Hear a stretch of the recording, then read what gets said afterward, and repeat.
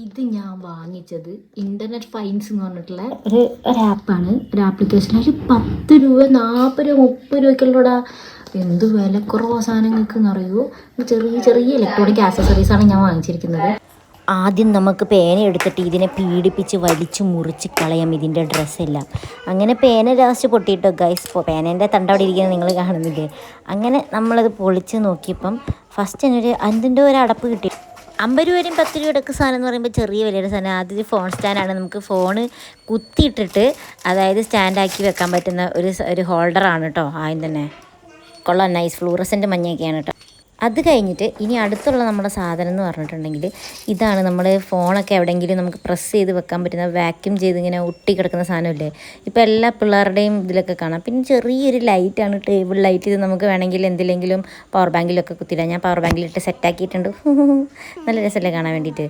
അങ്ങനെ ഒന്ന് കത്തിച്ചും കൂടെ നോക്കി ഇത് വർക്കിംഗ് ആണോ എന്നൊന്നും അറിയണ്ടേ. അങ്ങനെ ഇരിക്കുമ്പോഴാണ് അതിലെന്തോ ഒരു സാധനം ഞാൻ മിസ്സിങ് കണ്ടത് കേട്ടോ. നേരത്തെ നമ്മൾ പാക്ക് പൊട്ടിച്ചപ്പോൾ വീണ ആ സാധനമല്ലേ, അപ്പം പൊറിഞ്ചില്ലേ ഇപ്പം പൊറിഞ്ചത്, അങ്ങനെ സാധനം കണ്ടുപിടിച്ചു.